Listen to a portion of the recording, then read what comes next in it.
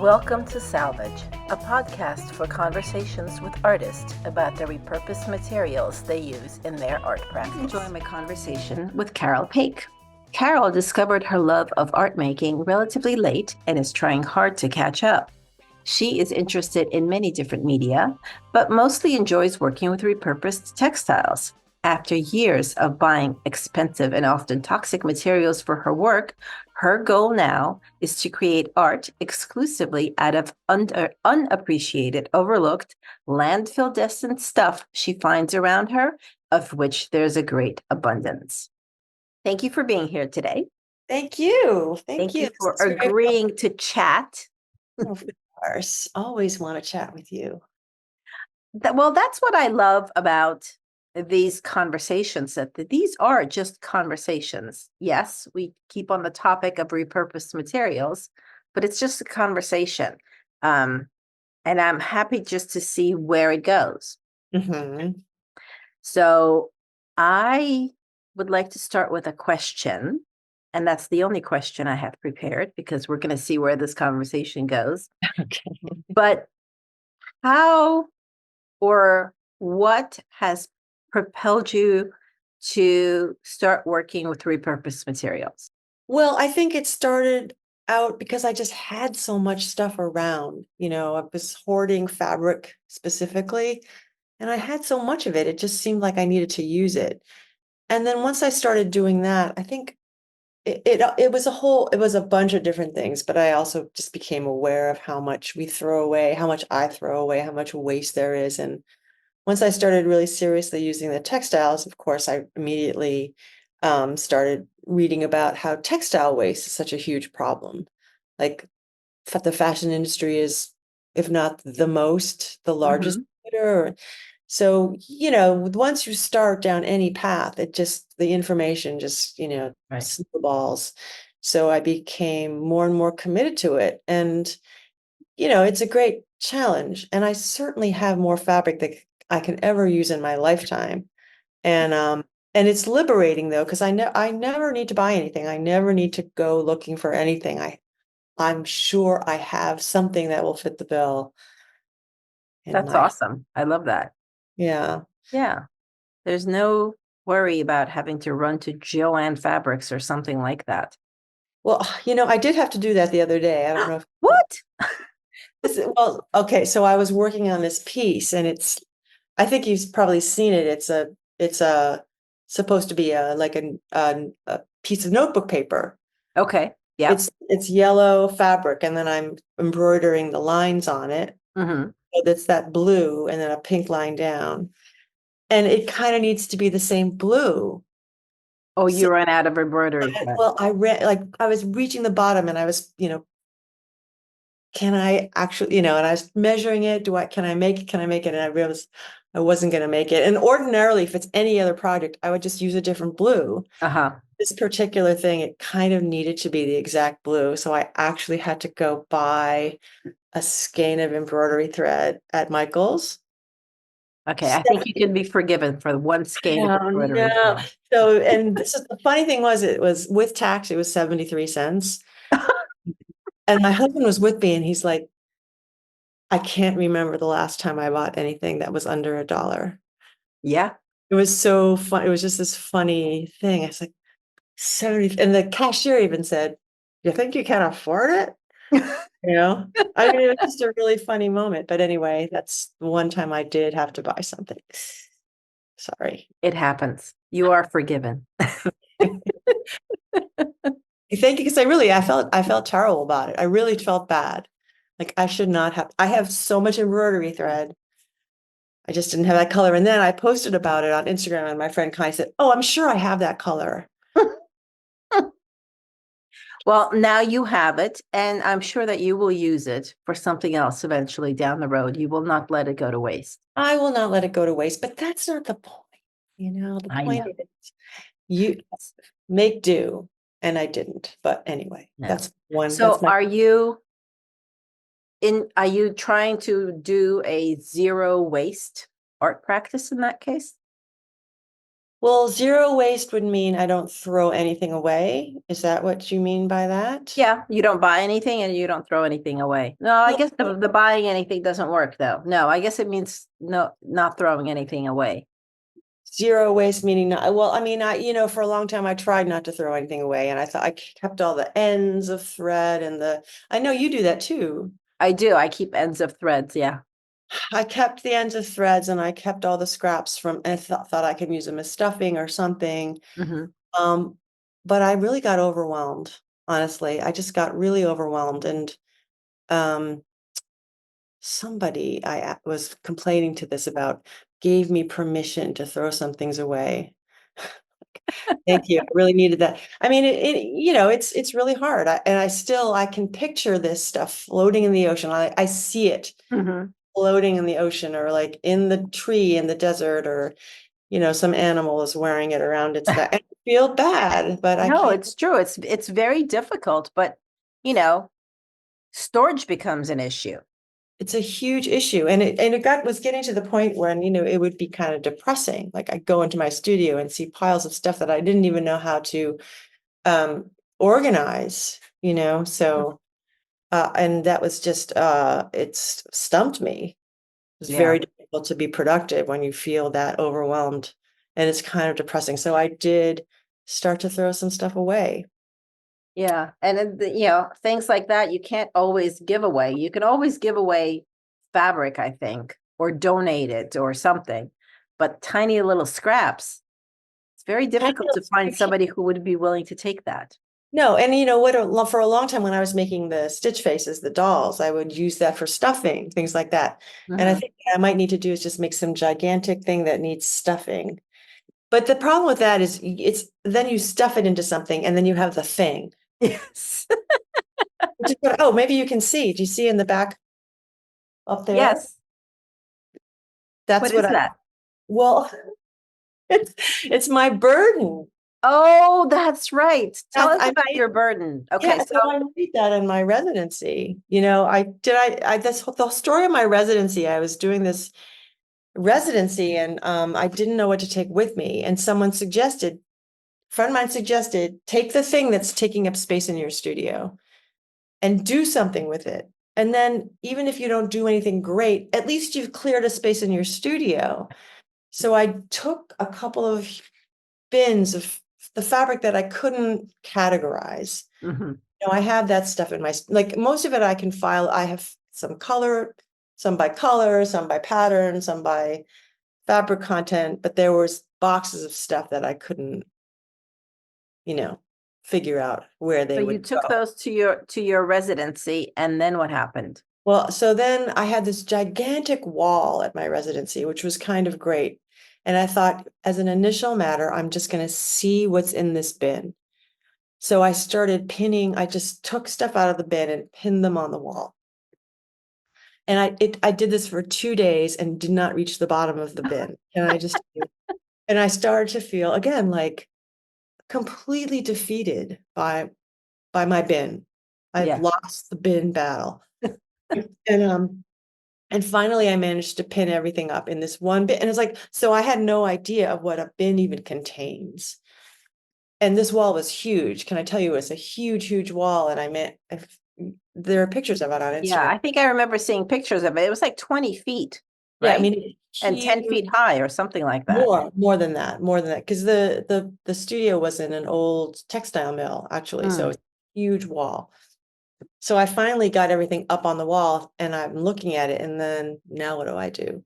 So right. then, so then I started thinking, well, I will see if there's a part that interests me, and then I'll take that down and maybe stitch it together. And I started doing that. Mm. And again, I took down maybe 10 vignettes, and it was as if I made no progress at all. So again, I'm overwhelmed again. Mhm. So ultimately, I just took some pieces down and sewed them into a bag and just started stuffing it with the fabric, just like randomly stuffing it with fabric. And I created that thing there, and it weighs 20 pounds. Oh my gosh. Yeah, fabric is heavy. Not like plastic. Yeah. Fabric is heavy. Yeah. Yeah. So then, and then a friend of mine at the residency said, we're going to take it for a walk and video it. I So love those videos. yeah, they're Yeah, really I'll great. put a link to those videos in the show notes. They're on your Instagram, right? They're on my Instagram. So she Right. actually carried it on her head and we walked all around this town and we sort of put it to rest by this waterfall. And I was like, but I can't leave it anywhere. That's No. litter.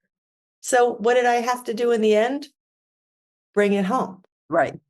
So, I mean, I think it's an interesting story. It's transformed. It's not the way it was when I took it, Yeah. but it's still here. I haven't gotten rid of it. So I wonder if it needs a few playmates. And then maybe a site-specific installation could happen. Maybe. A friend of mine actually said she wanted it. Oh, Her name is Carrie, by the way, because we carry. oh, But I think I think my friend was just being kind. And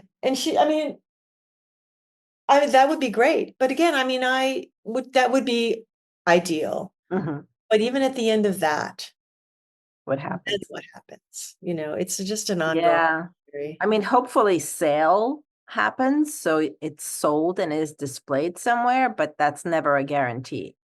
Yeah, and I mean, I have to say she's not particularly attractive. Well, do you have any inclination of making her more attractive? Well, I mean, I shouldn't say she's not attractive. And I don't know how I would do that.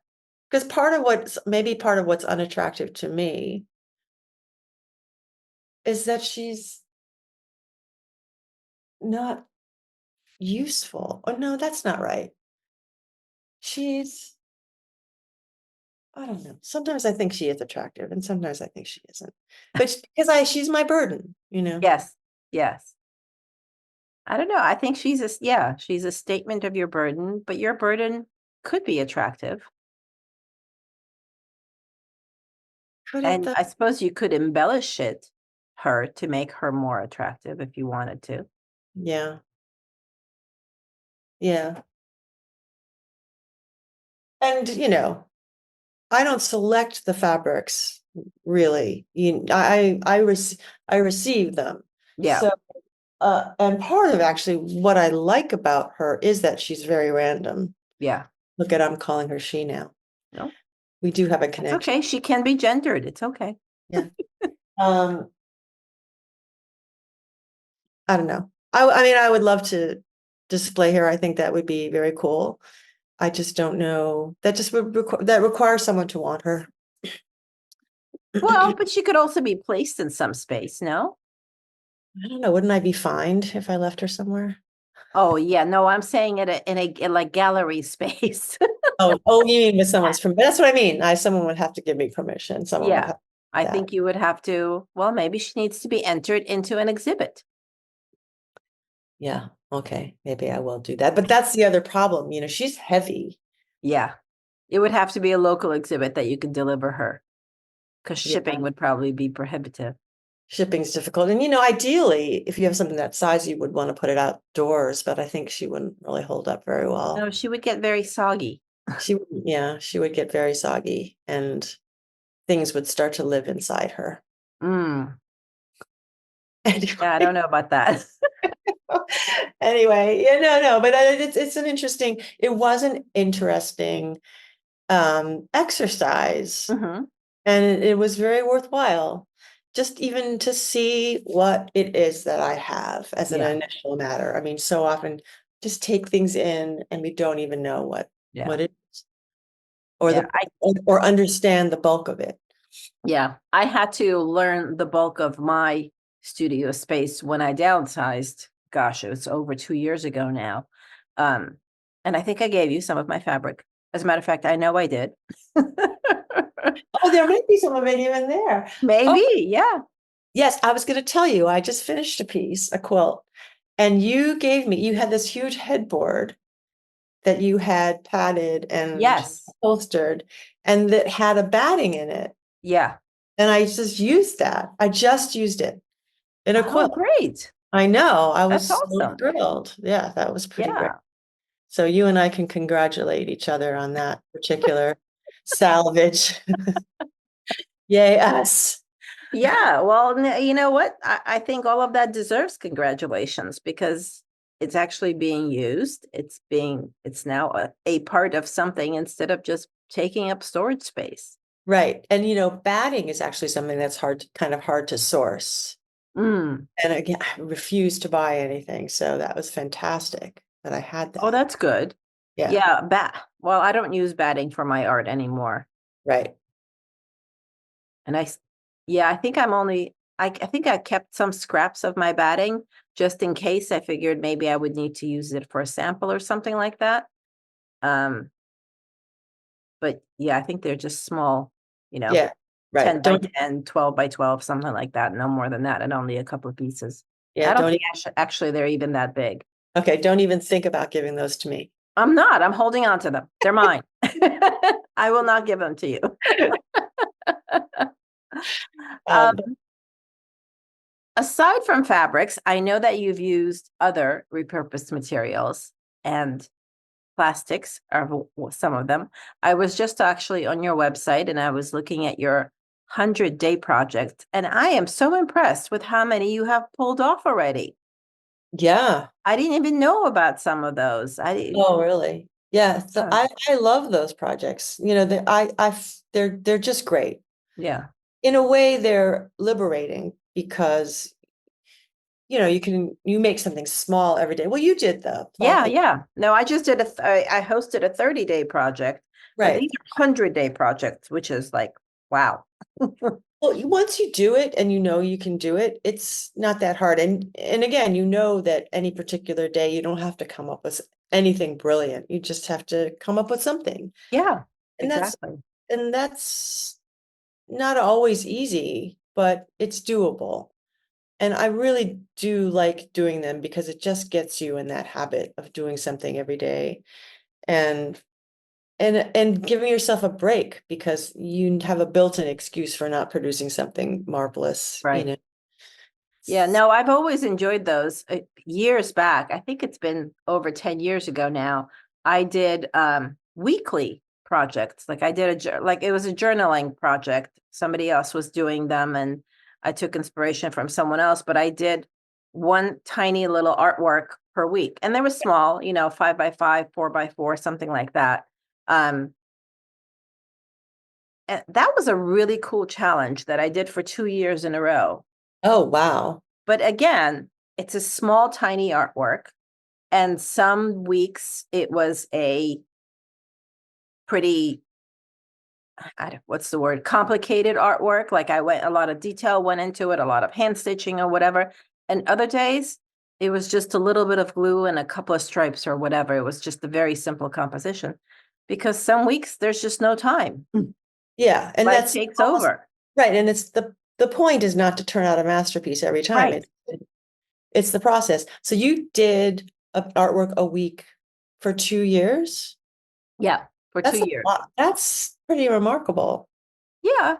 But it wasn't that difficult either. Like I really enjoyed the process and all I had to do was, they're little. Like again, I think one year I did 4 by 4 and the other year I did 5 by 5.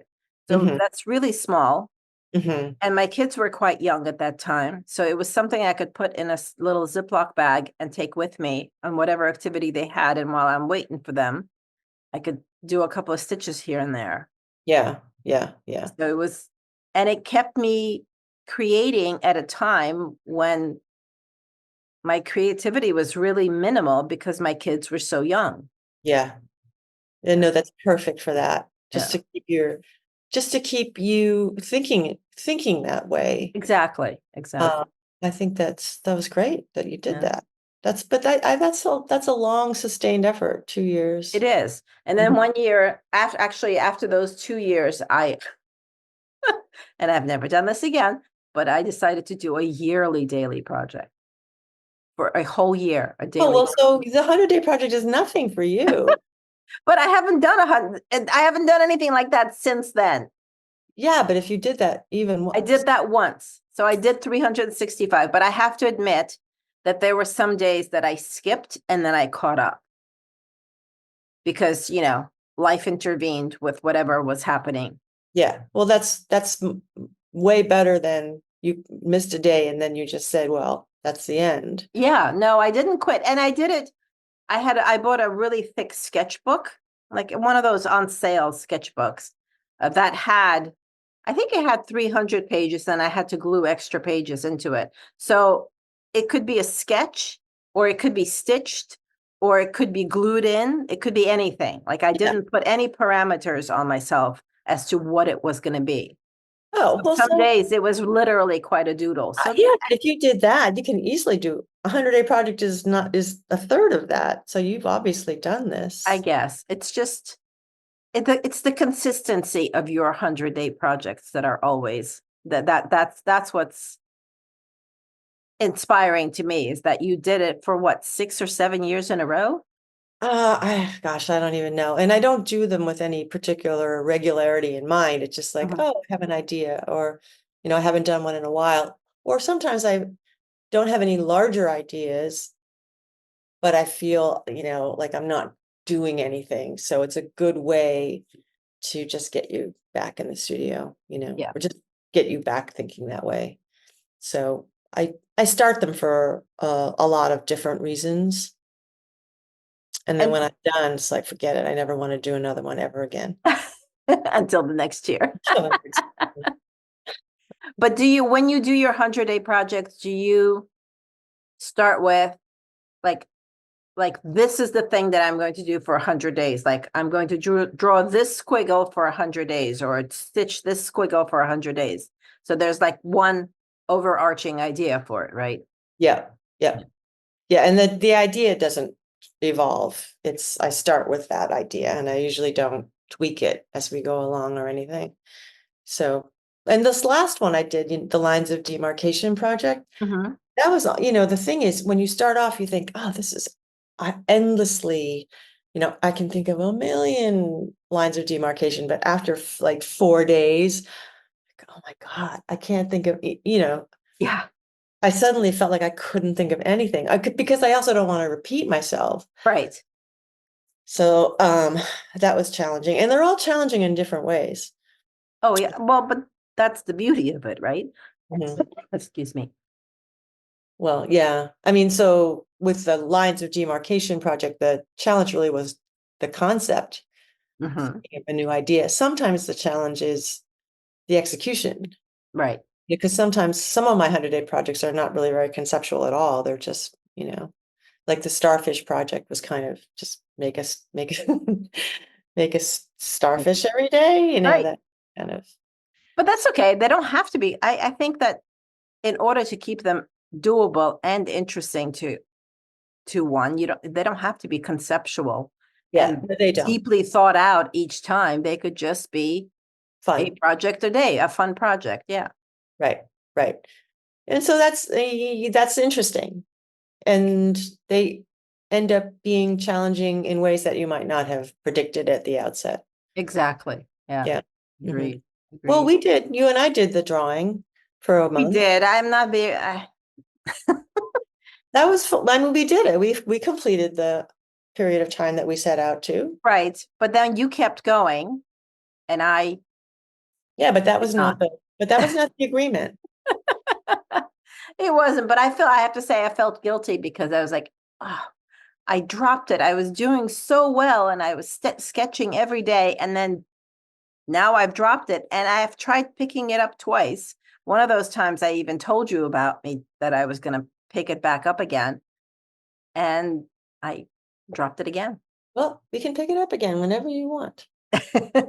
No, I mean, I stuck with it longer, but I ultimately dropped it too. And it's hard to know why, because it's not like I really enjoyed doing it. And it's not like it takes that long, but sometimes just, it does require a certain amount of focus. It requires a certain part of your brain on a regular basis. And sometimes that's just hard. Yeah. Yeah. Yeah. I don't know. It's just sometimes, days get busy. And once you allow it to drop for a couple of days, it's so much easier not to think about it again. Yeah, okay, but now you've inspired me. I think I'm gonna try to start up Are again. you going to start It's again? really fun. I mean, it's really, it just, I think it helps me to be more aware. I Hmm. think I look at things more closely. I look at things with the thought that what do I want to capture? What's interesting? And just that's a good way to look at No, the I agree. I think drawing makes you look at things a different way. Mhm. I really do because, like I think there is somebody this is not my original thought, but I remember some teacher somewhere was talking about, draw a cup, and somebody would just draw a little rectangle with a little handle and there's a cup. And it's like, well, no. If you look at a cup, you see that there's a curve at the bottom, there's a curve at the top. So you got to look at those details. And I think those are things we may not even think about until we actually sit down and look at it. Look at something. But that requires you to really engage. And I think sometimes for the purposes of a daily project, it might just be don't look at a cup, just draw a cup, Right. something that doesn't require you to concentrate in that way, because that can be daunting, honestly. When I think about I'm going to have to draw a realistic looking cup, okay, forget it. I'm tired. I'm tired already. But I was drawing is for someone I was reading about drawing, and this whatever it was I was reading was saying how the definition of drawing really is simply marks on paper or Yeah. marks on a substrate of some Right. kind. And even a doodle or a set of lines can engage your mind in a certain way. So, I agree. Doodles totally count in my book. I, mhm. you know, just the other day, my daughter was getting ACL surgery, so I was sitting there waiting for her. I had a stitch project with me, and I did a little bit stitching, but I kind of like it wasn't doing it for me. So I just sat and I doodled in my sketchbook, and I was just literally doing little squiggly doodles, little curves and stuff. Nothing, just some sort of a random pattern that didn't required no thought at all, and it felt good. Yeah. Like that, like it like satisfied my need to do something with my hands and occupy my brain while I was just waiting for her to come out of surgery. Yeah. Oh, I mean, I think there's a lot of research about doodling, Yeah. actually. Very legitimate art form. Yeah. And yeah, so we can do that. Or you could draw a picture of whatever the garbage is that you pick up that day. You you Oh, I just think you just threw down a challenge for me. just it. That could be fun. Wouldn't that be fun? That could be fun. Yes. Yeah. And make sure, but only let yourself do it for 2 minutes. Like, don't shade it and, make Right. But that means that the I would shade have to. down. So usually I do my trash pickup when I'm walking the dog in the morning.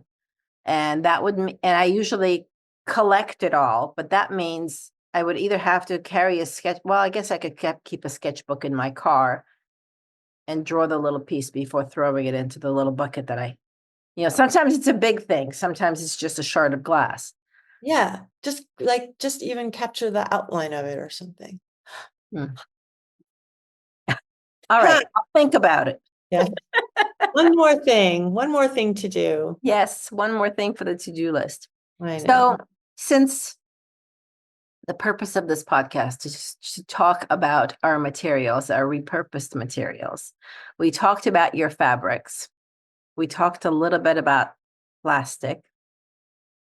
What other materials have you repurposed for your artworks? Oh, that's real. I save all kinds of stuff. I save all the spools from the thread. And what do you do with those? Uh, I throw them in a big jar. So I do say I have a million tiny toys. For some reason, little toys seem to cross my path and I never want to throw them out. So I have a jar of little toys. I have shells and rocks and things like that. What else do I have? Cords, old cell phone cords, things like that. Yes, I have a box of those too. Um, I just but I feel like I might have to get rid of that stuff because I'm honestly not sure I'm ever going to use it. Hmm. I just, I have enough fabric. If I just focused on fabric alone, as I said, that gives me more than enough to work with. Hmm. And in my mind, I feel like the found objects could add a dimension to the fabric work. And I think that's true. But again, I am in danger of being overwhelmed by my stuff. Hmm. I But think I that's could see all the items you just mentioned working with your fabric. it could. It could. Like you could couch the old cords onto a fabric. Yes. You could stitch the little animals onto the fabric. Yeah. And I have done that. I used some of the little toys in the lines of demarcation project. So they do come in handy. But again, I mean, it's just infinite. Yes, you could couch the cords onto fabric and you could, there's a We million. do a weaving. Well, I did that too. I did 100 Days of Trash weavings. Yes. One of them was just with cords and one of them was, and so yes, there are many possibilities. And I guess I see the possibilities with these things. And in addition to not wanting some poor sea turtle to eat them, I also feel like there's possibility there. But I have to be a little conscious of being overwhelmed. Yeah. So I wonder, that makes me think. So not far from where you and I live, there's Retake Remake. Yeah. There's, a great space where people donate random things, used art supplies, some fabric, and it gets resold or even donated for a good cause to teachers or whatever. Or you can do really inexpensive shopping there. And actually, Barbara from there has collected plastic trash for me, non-recyclables like bottle caps and plastic containers in the past for specific projects. But she's not going to hold on to any of that. Like Mhm. that's not something that she can have in the shop. Mhm. I wonder if it would be viable at all for someone to open up a space like that. Sort of, well, it's the same idea. I mean, it's materials for the arts essentially, but more of the odd things like all those cords or Mhm. all those animals or boxes of shells or boxes of toilet paper tubes or, you know, paper towel tubes or other odd things like, I don't know, found keys, worn out pens or Oh, something. well, yeah. No, I mean, I started to use my pens. Well, we were talking about this too, that you can extract the ink from those. Yes, It yes. isn't. Oh, Marker. that reminds me, I have to do a little plug. A friend of mine is doing a installation work on Governor's Island this summer, and she's collecting medicine, the orange Oh, the pill, orange medicine bottles? yeah, Okay. pill box. So if anyone's got those, Awesome. Yeah, I have yeah. some. Mhm. So yeah, I mean, which is a cool thing. Right. But Yeah, again, so we need somebody to start a business somebody. with a large warehouse space where they can keep all that kind of stuff, which is completely not recyclable, including No, those orange pill bottles. I know. Yeah, it's a difficult model. I mean, how you then connect the people who might find a use for that. Yeah. It's very tricky, and there's certainly no money in it. No, it would have to be done out of the goodness of somebody's heart, I guess. Well, you're a good-hearted person, Natalia. Yeah, but I don't have a big storage space. I don't think I know anybody who has a big storage space that isn't already filled. Exactly. That's actually one of my issues. So I downsized to a much smaller studio. I got rid of a lot of things. I donated a lot of things. Um, and now I have a small studio, plus I have a storage space for my excess materials and artworks that don't fit into my studio. Um, and I tend to forget what's in my storage space. I'm like using what I have in my studio, But then I'll be working on something and I'm like, oh my God, I'm running out of this. And it takes me a while to remember, like, no, I'm not running out of this. I have more of this in my storage space. Like what? Like Like, bottle caps, for instance. Like right now, I'm working with a lot of bottle caps. And I'm like, I've used up all my orange ones and I've used up all my yellow ones and I'm down to the white ones and I need more color. And I'm like, where am I going to get? I don't want to put out a call for asking people to bring me bottle caps. And I was like, oh my God, I have more in my storage space. Thank God I remembered before I I have like started asking 5,000 people bottle to caps. collect it for me. What are you making with all the bottle caps? Well, I'm making a few things. I'm experimenting. I may be making some trees. We'll see. I'm really in this experiment mode. I'm learning to work with resin, which is a Right. new material. And yes, that means I'm putting making more plastic because resin is essentially a plastic. So I'm having a very hard time with this because I'm loving the way the resin transforms the plastic. Oh, well, that's what I got one of your, Yes, so I made a few Christmas ornaments to start, yeah. Mhm. but I want to make some larger artworks, but I'm really struggling with it because I'm still learning to work with resin and I'm winding up with a lot of waste pieces of resin or pieces that I am working on that don't turn out the way I want them to. So, but once it's encased in resin, I'm not sure I can reuse it in any way. Mhm.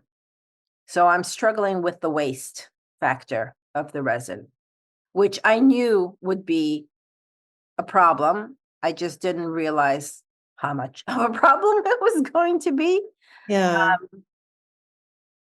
But I am really compelled by what the resin does with the plastic. So Hmm.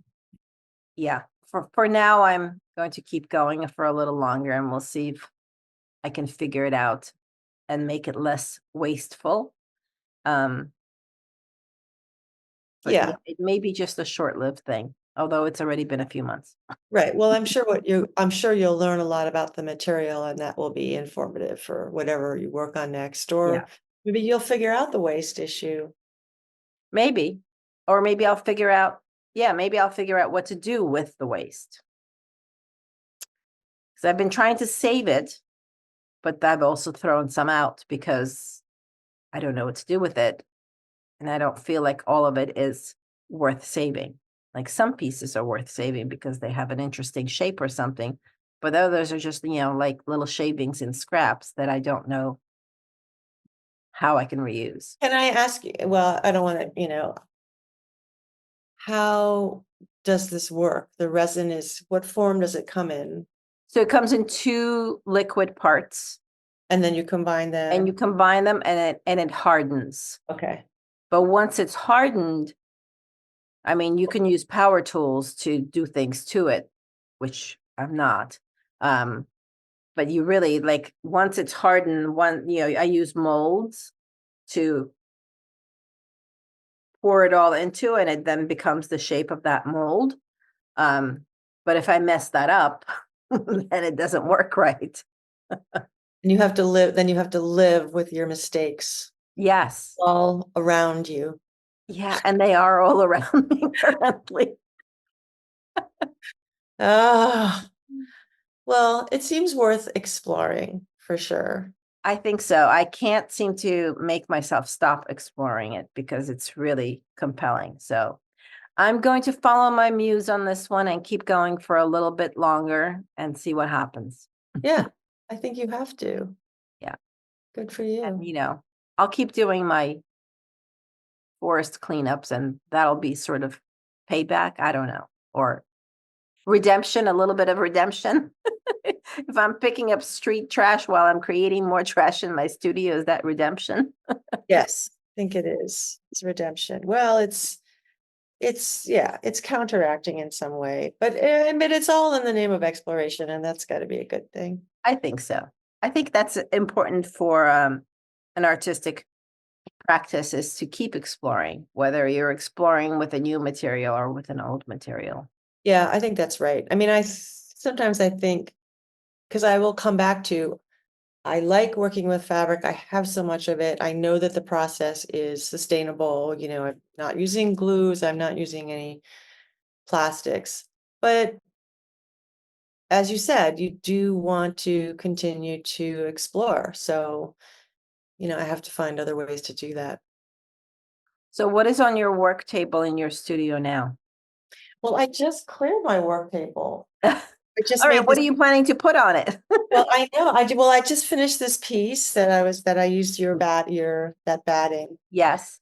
And so that was fun. And I used some plastic in that piece actually. So And did I it go out on exhibit somewhere?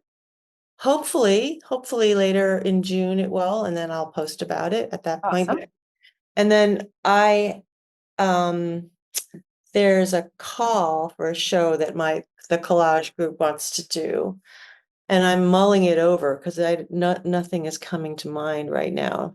And I don't really have anything already made that fits the brief. So just kind of thinking about whether I can come up with something. So that's what I'm working on right now. Just thinking. It's working in your head for now. Yeah. And so, I'm in the city right now and all my stuff is up in our place in Westchester. So once I get there, I can just start pulling down the boxes of crap and and doing the exploration Not part. boxes of crap, boxes of your materials. The potential. Yes. Um, I can do that when I'm up there. When I'm here, it's more like I can bring a project here to work on, or I can, brainstorm about it. And that's what I'm doing right now, is kind of the brainstorm part. So when you're brainstorming, are you making notes or you're just thinking, ruminating? Yeah, mostly just thinking. I mean, because I usually start with the materials. Mhm. Like, I don't usually start with thinking about, well, maybe that's not entirely true. It helps me to have the materials on hand because I don't usually like to sketch something out before I start working on it. I Mhm. will occasionally do that, but generally I like to take a bit. Oh, actually, I do have a project here, which is another bin full of stuff that I've just decided to spread out on a bed sheet and Mhm. start sewing down. Oh, okay. Yeah, just to see what I can. You want me to show it to you? I could show it to you. Well, you can describe it only because, some of this is audio and some of this is visual. So Yeah, I know the audio people will a get mess. a short drift if we. Yeah, it's basically a mess. And I decided I wanted to make it really big. So it's a very large bed sheet with sort of random things pinned to it. Are they scraps or are they clothing or a little bit of everything? There's scraps. So, when I'm working on a project, and I have the cut off ends or parts, I'll just throw them in this bin, Mhm. basically. So I end up with a bin with just whatever random stuff in it. So I thought I would just take it out and start it's the same thing I was doing on the large wall. Right. But I'm just trying to also just sew them on. So are you arranging them in some sort of a composition first, or are you just taking one piece sewing down, taking the next piece sewing down? Well, I did spread the whole thing out and put everything down, and there was a little arranging that happened at that point. Uh-huh. And then I'll pin it. And then when I start to do the sewing, things invariably get moved around. Yeah. So it evolves. And I always start by wanting it to be very random to just see what happens. But of course, once, the sewing part takes so much time that you end Mhm. up thinking about it. Yeah. Can't. It's It's never impossible. that spontaneous. Yeah. Yeah, I It's not. think only painters or, you know, yeah, I think only painters can really be spontaneous and just slap that paint around. Well, that's exactly what I was trying to emulate, actually. I was Mm, seeing to what extent you could introduce that kind of spontaneity into a fabric, into a textile piece. Because, when you look at textile pieces, the thing that leaps out to me frequently is, oh my God, that took so much work. yeah. No, actually struggled with exactly that in my last series, my inner work series, I was trying to make it look like a really fast abstract painting, Right. but some of it was machine stitched, but most of it was hand stitched. And as we say, hand stitching takes a long time. So whatever spontaneity that I had when I first started putting it together, by the time I was done stitching it, I think it still looks spontaneous, but not until you think about all the work, that slow Right. work that went into it. But that's very interesting. I mean, if you can sort of convey that energy as an initial matter, and then then you go up close and you think about it, and then it occurs to you how much work that took. That's great. I mean, I really like that. Well, I Just hope I have achieved that. yeah. We'll wait to hear back from, the judge and jury. Wait, so which piece is that you're describing? So I just finished the last one. I actually haven't shared it anywhere. I just sent it off to an exhibit in Martha's Vineyard, but it's in the same vein as it's in my inner work series, which is all um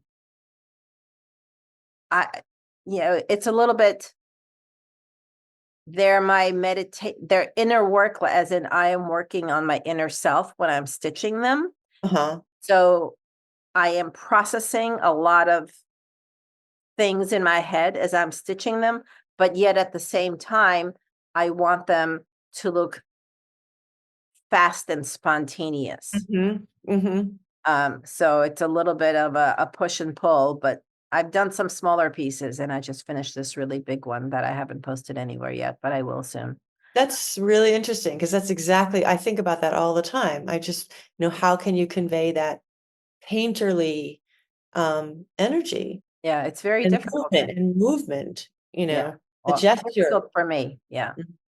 No, I think it's a real challenge, and Mm. and I am also very interested in that. Well, we'll So have to get together and compare. yeah, yeah. I mean, but to be fair, I think that it's an illusion in a painting as well. I mean, they may slop paint around and pour it and whatever, but there's much more labor and Yes. liberation than it looks like there is with a painting as well, I think. I mean, I would think so too. I mean, I know it still goes faster than any kind of stitching, sure. but yes, I'm sure I having known some painters and listened to podcasts of painters describing their work, yeah, I understand that there's a lot more work that goes into it. It's not all just gestural movement, obviously. Right. And that gesture is very practiced as well. Yes. Yeah. So, but yeah, and I mean, but I will also say that I'm interested in the things that fabric does that paint can't do. Yeah. And I always try to emphasize that as well. I mean, I like raw edges because no other material will produce that kind of an edge. No other material will produce the texture of whether it's machine stitching on the fabric or hand stitching. No Right. paint can replicate that texture unless it's a photorealistic painting of that texture. That's right. So whatever the material is that I'm using, I do like to emphasize whatever it is that thing can do that other materials can't do. Yeah. So, it's not like I'm trying to make fabric look like paint. It's that there's an energy there that Yeah. I would to try to capture. But maybe in some respects, that's the energy to fabric. The raveling, that's an active thing that happens. Yeah. The It's not, unraveling. You're right. Yeah. it's not static. It's a process, and it is spontaneous and difficult to control. And, you know, so I like that. Yeah. See, it all comes back to the love of material. Material, yeah, I mean, and wrinkles. So I And mean, like, a fabric when it's wrinkled, if you press that fabric and it's flat, you can replicate that. You'll never be able to replicate that particular set of wrinkles, so no. okay, I also hate ironing, but I'm pretending that I like a wrinkled piece of fabric because it's unique. I have wrinkled some fabrics purposefully in the Yeah. past. Yeah. And I certainly leave the wrinkles in my plastic because I don't iron it. Well, no. Yeah. So, Right. yeah. And right. Exactly. And No, wrinkles, that's its own special texture, which I think wrinkles, is wrinkles are wonderful to be used. yes, exactly. So I don't iron. Well, I generally don't iron. Just take it as it is. Yeah, I've done ironing when I've worked with fabrics. And I've done ironing. I think actually most of in the last few years, any kind of ironing that happened with fabric was because the fabric needed some kind of interfacing in the back to make it work better, to make it more sturdy, or to adhere it to whatever I was putting it onto. And that's when ironing comes into being needed. Right. Right. Right. Yes. It's a tool. Yeah. Uh, But yeah, I don't even have an ironing board at home anymore. I do have an ironing board and I bought an iron not long ago. I actually think I was never taught how to properly iron something. I think it's a skill. It's actually a skill that It is a skill. I don't have. It's a skill I learned in fashion school. Oh, right. What else did you learn in fashion school? Many, many things that I probably don't use now. I Like how to draft a pattern. I don't remember the last time I drafted a pattern. no, see, that's a very important, yes, that that's magic. I think that's magical. I don't know if it's magic, but it is a skill.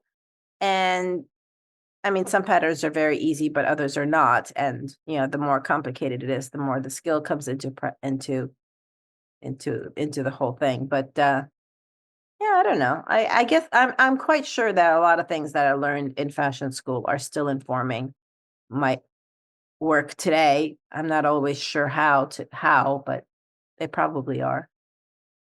Is there an equivalent in fashion to composition?